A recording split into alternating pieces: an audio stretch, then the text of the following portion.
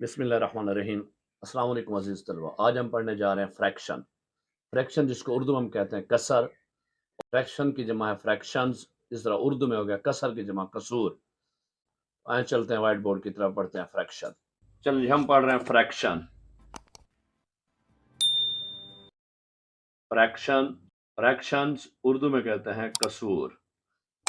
जबकि अगर एक हो तो उसे हम कहते हैं फ्रैक्शन। सिर्फ फ्रैक्शन जिसको उर्दू में कहते हैं कसर।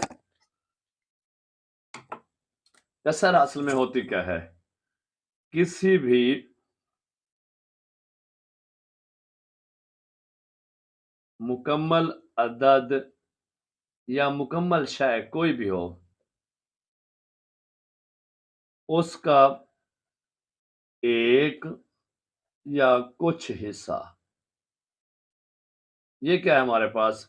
कसर कहलाती है।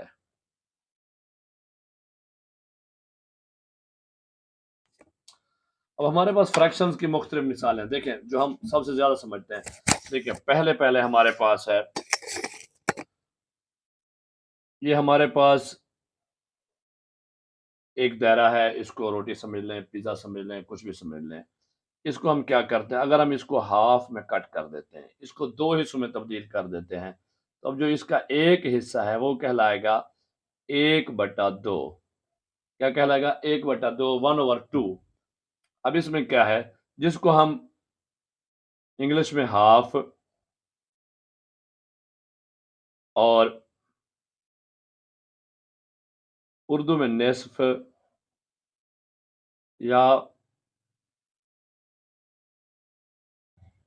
आधा भी कहते हैं। इस तरह हमारे पास एक और एग्जांपल है। इसी तरह हमने एक दायरा है हमारे पास, अगर हमने इसके 4 हिस्से बना लिए और इसका एक हिस्सा जो है उसको लिखा जाएगा 1/4।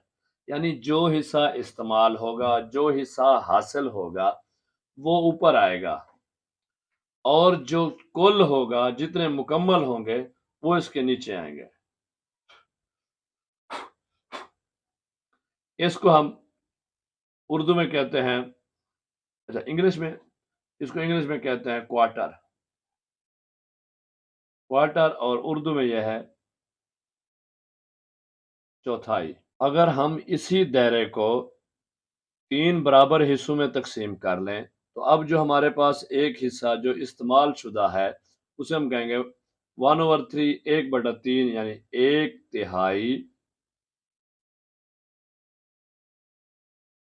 और इंग्लिश में हम इसे कहते हैं 1/3।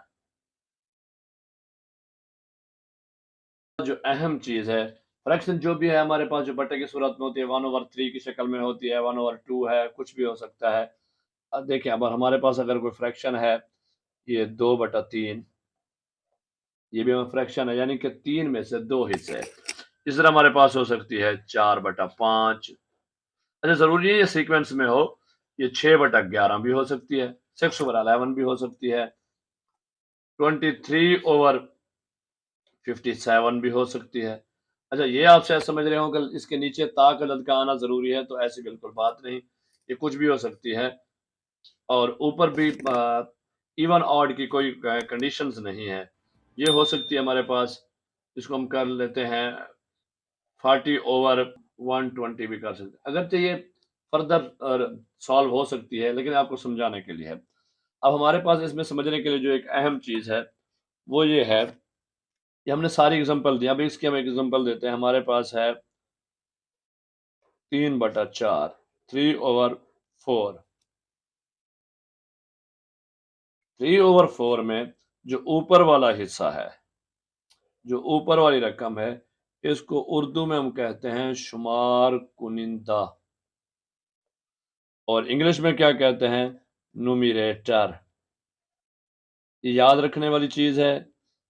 ऊपर वाला शुमार कुनिंदा, इंग्लिश में नुमिरेटर, और नीचे वाला जो है,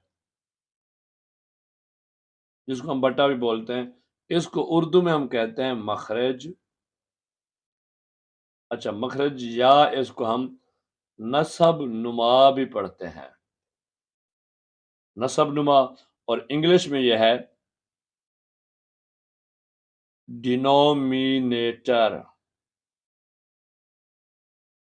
देखिए, आपको इंग्लिश और उर्दू दोनों की टर्मिनोलॉजीज़ को, दोनों की इस्तिलाहात को याद रखना है, ताकि आपके लिए किसी किस्म की आगे कन्फ्यूजन ना हो, परेशानी ना हो। क्योंकि आपकी बुक्स सारी इंग्लिश मीडियम में हैं, लेकिन आपकी क्योंकि नेशनल लैंग्वेज और कुछ बच्चों की मदर टंग उर्दू है और लोकल हमारी लैंग्वेजेस भी हैं, सराइकी है, पंजाबी है।